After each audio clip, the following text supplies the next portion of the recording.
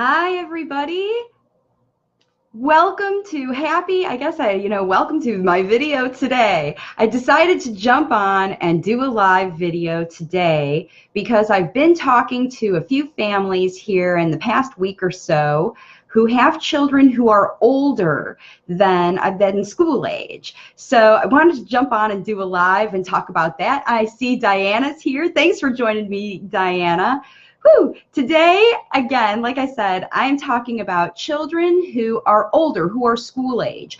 A lot of folks get the impression that a child who is late talking and they get to be 5 and 6 and 7 and 8 or 9 or 10, as they get to be in those elementary school age years, a lot of parents wonder if their kids are ever going to start talking, if they're ever able to use natural language. There's a lot of history in, the world of psychology and the world of speech therapy that sort of gives families and the world in general, I guess, the idea that when children get to be a certain age, that they can't learn to develop new language, and learning new languages is more difficult after kids get to be 5, 6, 7 years old.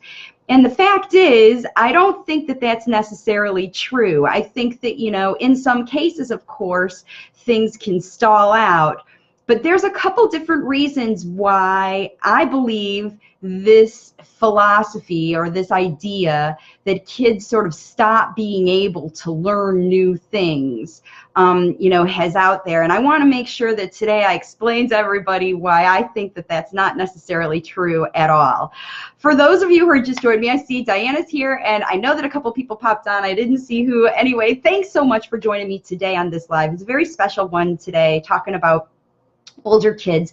My name, in case you haven't ever met me before, my name is Marcie Melzer, and I am an intuitive speech language pathologist, and I help parents teach their late talking children how to use the words they need to share their wisdom with the world. And I use the word late talking because that's the best way for me to describe that kids aren't talking yet. It doesn't mean that they are delayed or disordered, or really it doesn't matter a whole lot why they are late talking, as long as the root cause of that late talking is managed and taken care of.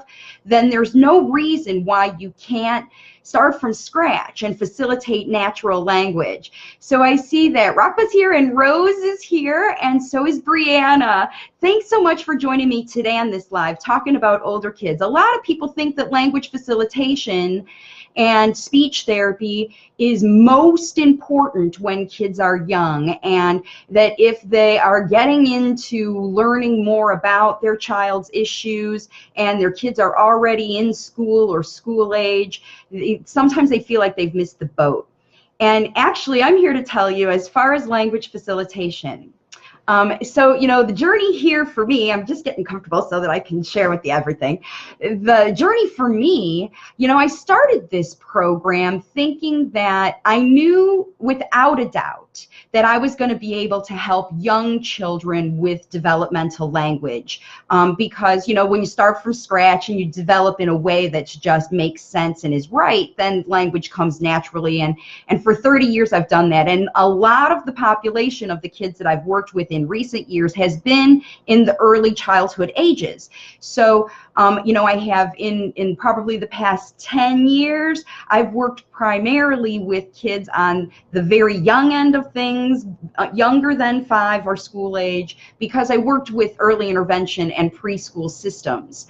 But previously in my career, I've worked with kids in self-contained autism classes and preschool classes, and kids who were integrated in regular, over 30 years of contract speech therapy, I've been able to work with a lot of different kids in a lot of different circumstances. And so I know what those classrooms are like. I know how it goes about to teach older kids when they get to be school age. So the thing about it is, when I decided to to work with language facilitation as a primary method. Now, it's such a broad method, and it pulls from all the different other things that I've learned.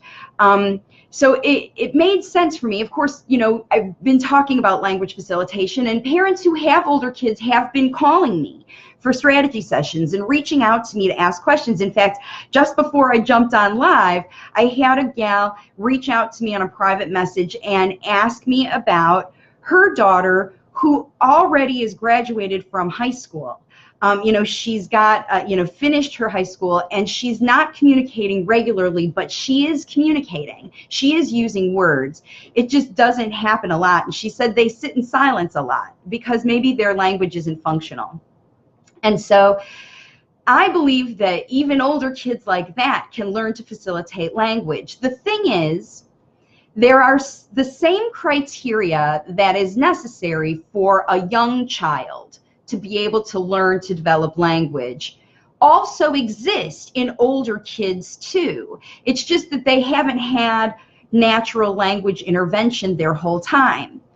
What I find is the most common scenario with families who are talking to me when their kids are older than 5 is that they've had some sort of early intervention that involved teaching them some kind of alternative way to communicate in the purpose of it being a stepping stone towards verbal language.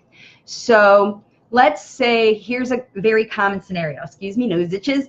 A very common scenario. A child is identified at 2.5 to 3.5 as being a late talker, potentially receives a autism or ASD diagnosis, and immediately are recommended to do therapy in a self-contained, structured situation like children, you know, so evidence-based or research, you know, structured kind of learning, because when children, what the profession understands about children who have autism is that they are required to, the best way, the science proves, the data shows, the best way to educate those children, because the data shows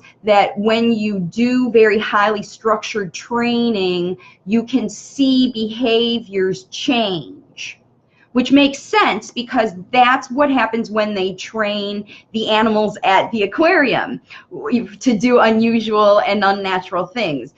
So they train them enough to the point where they learn to do things that even don't seem natural for them. And so when you're trained to be able to use communication systems that are not verbal, like in ABA, when they work on using phrases to ask, they might use a single word to label things and to teach language. So you see kids using words to label things. That's how they learn to label flashcards, label objects, identify them by what they're called, how they learn vocabulary. So a child who learns vocabulary by labeling things is going to request them by labeling them. That's how they're taught to use language. Because in a highly structured environment, if you're taught how to do everything in a highly structured way, then that's how you learn it. If you're taught it, you learn it. And if you teach language in a highly structured way and you show a child that this is the way you use language, you use these phrases that we've taught you to ask for the things that you want. And then lots of people can understand you. So if you're taught to use a picture to do that, only the people who have access to the picture can use that information. And if you're using a sign or a gesture, some kids do this to mean every kind of drink there is. And that's not even the sign for drink. This is the sign for drink. But because they point to their mouth, because that's when they want things, they use that kind of thing. And what happens is kids learn to develop younger kids at home with their parents learn to develop language systems by gestures and taking parents to what they want, showing them the things that they need. And kids who are school age get to school and those things don't work at school anymore, you know, like they do with your mom. So school has to teach you a new system, a system that works for a lot of people here in the school. So if you get a picture system, a PEC system, or some kind of a tablet or something like that that involves pictures, or touching an icon that the tablet talks for you, anytime you get a device that communicates instead of you saying of your mouth, then your child is taught to rely on that device or that phrase or that picture or that way, that method that you have taught the child. And that method theoretically is easier for a child with autism to learn, perhaps because natural language facilitation hasn't worked before, you know, because this child didn't learn language naturally the way other kids did for whatever reason. Maybe they didn't hear language, maybe they weren't paying attention because they were injured from vaccine, or maybe they had ear tubes, or maybe they had emotional or environmental, and one of a million different reasons are late talking.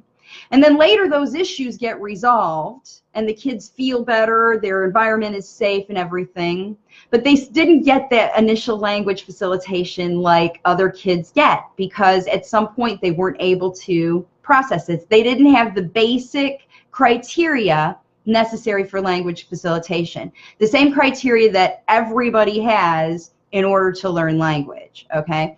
So a typically developing child has these criteria, and then for some reason kids lose that criteria, and then sometimes they get it back, but in the meantime, while they've lost it, they've developed other habits or different kinds of communication systems. So while you have, and it's not a parent's fault, it's not a family's fault. I see a lot of loves and likes about that. I see that must be because Tammy's here. Tammy always throws me a lot of love. Thank you for joining me, Tammy. I see a bunch of people, Bryony and Michelle and Jennifer and Ruth and Danielle and Tammy and Nicole and Ola and Pavlina. Thank you so much for joining me, everybody, on this special live. I'm talking about older kids and why it happens that kids get stuck in these patterns, and why you can turn it around.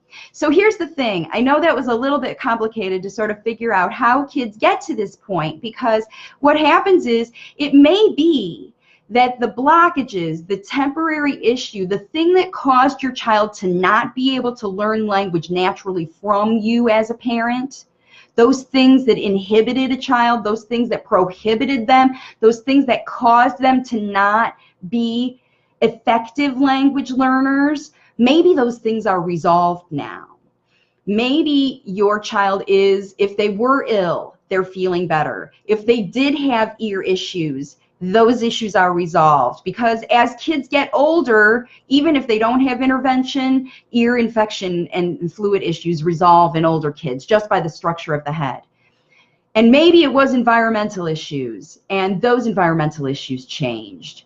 But what happened is, while you were in that period of time between 2 and 5, where language learning didn't happen naturally in your household, and your child wasn't paying attention, maybe they weren't responding to you and their receptive language appears low, maybe they understand everything but they just aren't able to communicate with you, maybe they are communicating with you but you can't understand any of the words that they're trying to say, any of those things, that causes a child to be resistant to using language. If it's hard, they don't want to do it. So here's the first criteria. If you have an older child, okay, they have to be ready to learn language, just like they were coming out the womb, you know, just like they were. So if there are any issues and those issues are resolved, the issues that cause the blockages to stop your kid from using languages or to using words to communicate. What caused them to shut down? What caused them to start to withdraw? When you find out what those things are and those things are addressed, and then you start fresh. It's kind of like, you know, a reset button is what you kind of get with kids like this. And when kids get older, the older you are, the reason that in the field professionals have increased difficulty trying to get older kids to start to use languages, because all of those years when language was difficult, they were trying to come up with alternative systems to use instead of natural language facilitation. So here's my theory, and this is why I think it works with the kids that I have. Now, the oldest kids that I have worked with this particular program are 4.5 to 5.5, okay? So that's what I know, but I also have spoken to families who have kids who are 6, 7, 8, 9, and 10. And these kids show the following criteria, and because they showed the following criteria, I offered them my waves of communication with confidence that I believe that I can help them facilitate language for their kids. And here's those criteria. The first thing is that your child understands language. If your child is 5, 6, 7 years old and they understand your directions. I had a mom yesterday say that her child understands, 7 years old, almost 7.5, and her child understands, go in the other room and get the purple bag and bring it to me. If your child can follow a direction like that, then they understand verbal language. And your child may even understand 2 languages. But a lot of parents choose to stop speaking their native natural language because they live in a country that speaks a different language, and they think that they should only be teaching their child 1 language, which isn't true, because older kids can learn 2 languages too. In my life, I have learned English as a young child, sign language when I was 14, which I continued to learn. Then I learned German, and which I also learned growing up because my father was from Germany. And I also learned Spanish. And I didn't learn Spanish until I was in my 40s. So you definitely can learn new language when you're older, period, as long as you have that criteria. So 1, you have to be ready to learn, and you have to understand the language that's around you, okay?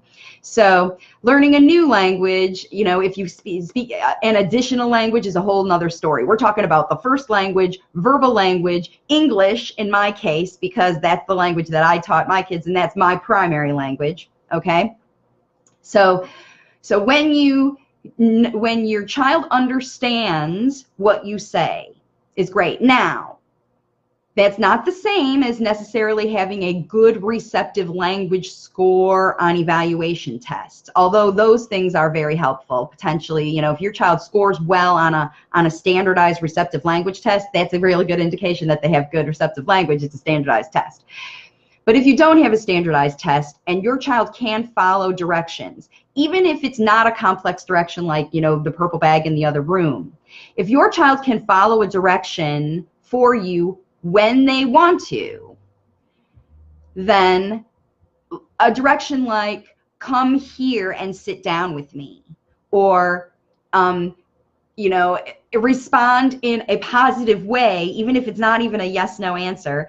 Respond in a positive way when you say, do you want this? Do you want some juice? So the first criteria is your child has to understand. Well, they have to be ready to learn. They have to be healthy enough, and their systems have to be working. They have to be able to pay attention and understand language. Those 2 things first. The next criteria, the third criteria, is that your child has to want to tell you things, okay? Now, you're going to know that because your child is going to approach you and initiate communication.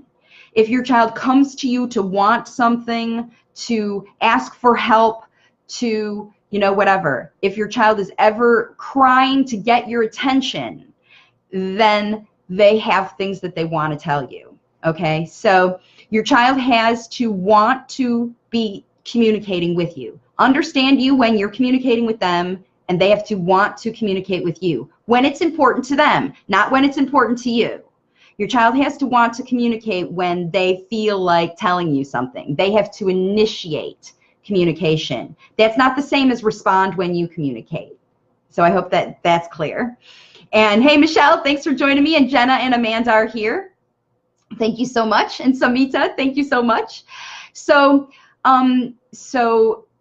your child has to want to communicate with you, and then also your child has to be able to say speech sounds, even if it is an older child especially. So if your child is older than 5 and they say some words, that's an important thing. If they get to be 5 years old and they're still not using any words or word word representations, like jargon with words. I did a ball. And they may not be representative words, like accurate, but they have to sound like words in the language that you're teaching. So if a child gets to be 5, 6, 7 years old and they're still never using words at all, that's going to be an indicator that this could be a challenge for you, okay? Because it's going to be tricky to get a child after 5 years who's completely uninterested. Because a child who is using words, who's saying words for themselves, in response to TV or videos that they're watching when they're playing with their toys, if they are saying words, that means that they are interested in language. And that's the biggest deal, is that your child has to be interested in using words to communicate. Now, a real good sign that your child will do well with language facilitation is if they have not done well with alternative systems like PECs or picture systems at all, tablet systems, or scripted phrases. If they've not done well with them, meaning that they might know how to say scripted phrases, but every time they ask you for something, you have to say, okay, say, I want juice, before you give them the juice. That's not the same. That's not the same.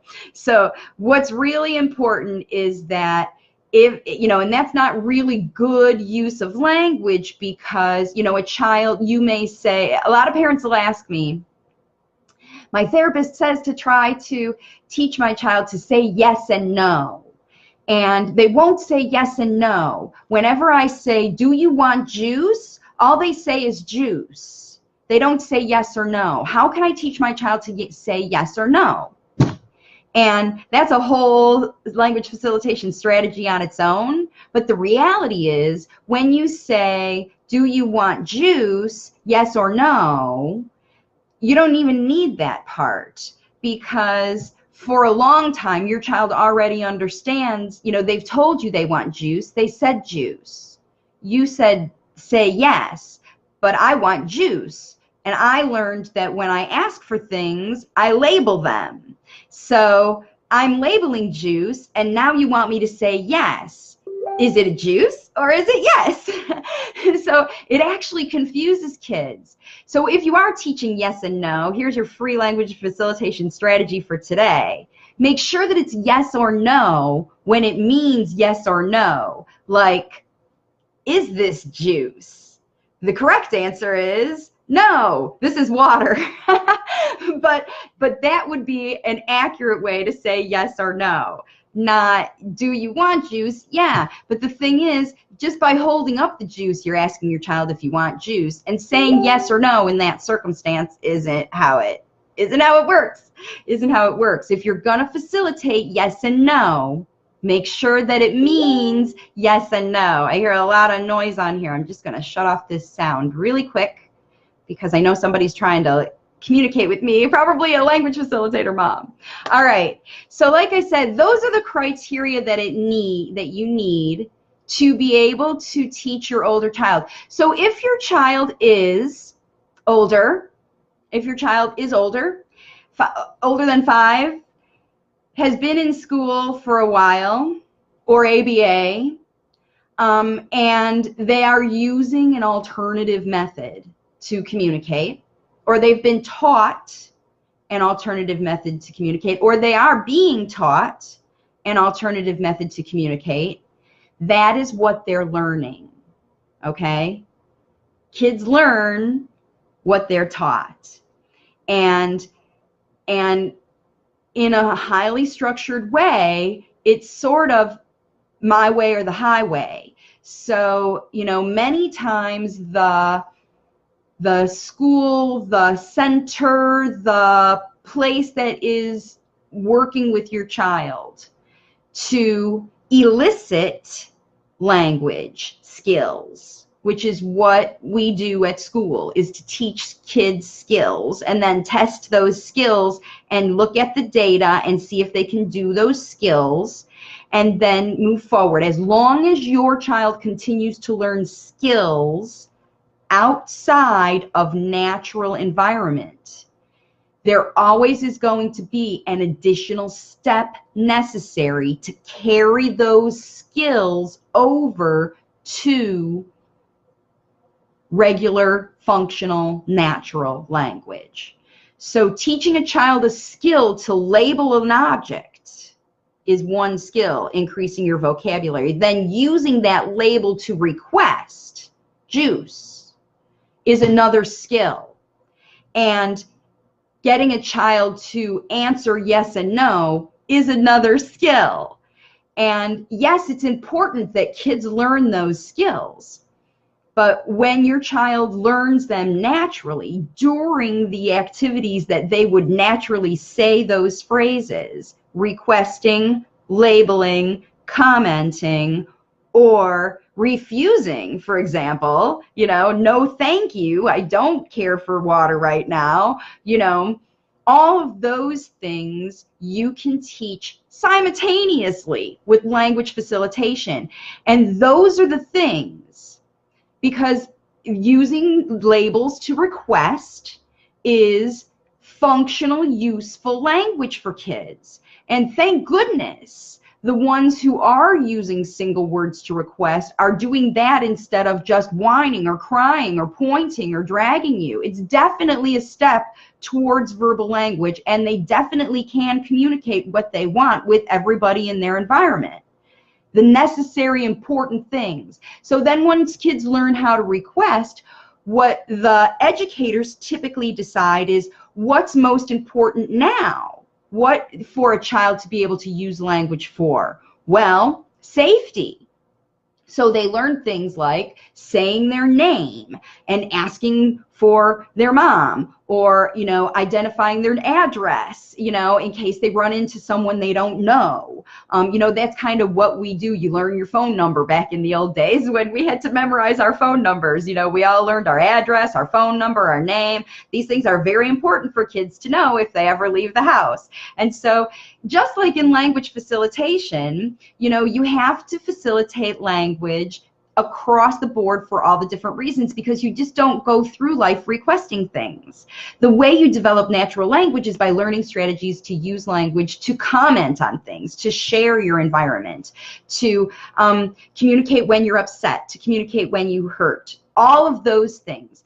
And so if, you know, for the gal that I talked to on the private message, if your child is older and they do have language to communicate the things that they want, and they understand you, and they want to tell you things like, you know, look at my cool shirt, Mom, or, you know, watch me while I jump off the diving board, or, you know, for an older child when they go to the mall, you know, all the things that they need to communicate to move on in their life in a functional way. Even if your daughter maybe has graduated from high school, if you're looking at functional work kind of opportunities or social opportunities or anything like that, you can facilitate language with her to teach her the phrases and language to use for all of those natural things. So I guess the answer to the question, can you teach an older child language facilitation? The answer to that question is, if they meet that criteria, they should be able to make progress faster than the younger kids. And here's why. Because they have been learning language receptively for longer. a child who's 2.5 to 3.5 is still building vocabulary. But a child who's 5 and 6 and 7 and 17 even, that child has been listening to language and learning language for a really long time. They know about slang, they know about jokes, they know about emotions and communicating about emotions and all those experiences that they've had in school. But there's nothing stopping you as a parent from digging in, getting down to grassroots, just square one, like a child who has been ill and has to recover and start over with language, just like they start over with walking sometimes after an illness or an injury. It's rehab kind of in that case, but you have to get over those habits that you've created, those alternatives to words that you created in that period of time while your child wasn't using language effectively. Whatever they've been taught, whatever they've figured out for themselves, whatever they're using, and it could be a big combination. It could be writing, it could be sign language, it could be gestures, it could be single words, it could be a combination of all of that, including tantrums if your child's younger. And there are kids who are older who never get out of those tantrums because they use it for communication. It's part of their system. And so getting over all of those things and replacing them with natural language during everyday activity is absolutely possible. It makes perfect sense. In fact, I think it's the only way possible to overcome these things by just kind of trash binning them and starting from scratch. Let's start to talk this way now. And I know that it's possible because I know as a human being, I learned Spanish after I had learned other language. Now, when I first learned Spanish, I learned it on translation CDs. And how did I learn it? I practiced it with families, teaching other children. So I learned Spanish because I was working in the community, and in my community are a lot of people who immigrated here, and they don't speak English at all in their household. So I was having to go to their household with an interpreter to help me learn to speak Spanish in addition to the classes and stuff that I took. But the real way that I learned was just like I taught the 2-year-olds that I was working with Spanish. I learned how to ask for things. I learned how to talk about things. I learned how to joke and make funny jokes. I learned how to talk about when things are bummer situations. And that's how I learned Spanish, by having some fundamentals and then practicing it in natural circumstances with other people who were learning language too. So I know for a fact that learning language from the ground up is how you can do it, no matter how old you are. So I hope that this has given you, if you have a child who's older, some hope, some understanding that it really is possible, and that you, as the parent, you are the key. No speech therapist is going to be able to do that. These folks that I'm talking to, their kids are 7, 8, 9, 10 years old. I am going to give them the exact strategies they need to make this process easy, happy, safe, and fun. And no matter how old you are, if it's easy, happy, safe, and fun, and useful, you can't help but want to do it. Of course you do.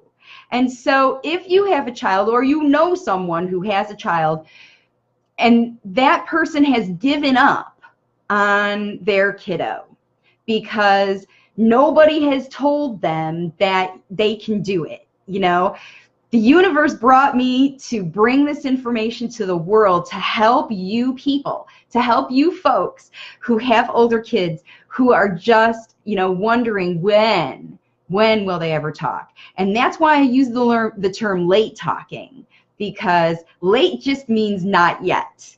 So I hope that you can, if you are interested in figuring out how to do this and want to know for sure if your child can, like if you're in and you really want to do this, then you should schedule a strategy session with me, because in that strategy session, we will talk through it exactly. And I'm not going to offer the program to you unless you know for sure, unless you decide that you're able to do this for your child, because I can't do it.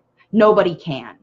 Nobody can do this kind of language facilitation except these parents. And the parents I told you about who are in my program, who are 5.5, the first one's 4.5, and she signed up, and I thought, okay, universe, it's on this mom. She's going to have to overcome some habits and get through, and she did it in the first day.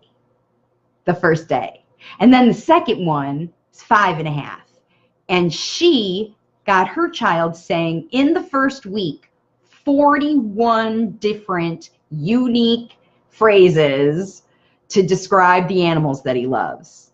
And now he is using both of those kids. One is 6 weeks in, maybe 8 weeks. I don't even know how long. Not very long. Less than 8 weeks. 6 weeks probably. And then the other one 6 weeks. And then the other one is like 4.5 to 5 weeks in. 5 weeks in.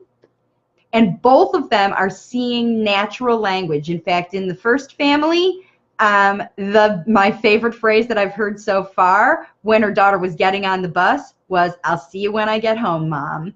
I loved hearing that. That made me cry. Makes me teary thinking about it.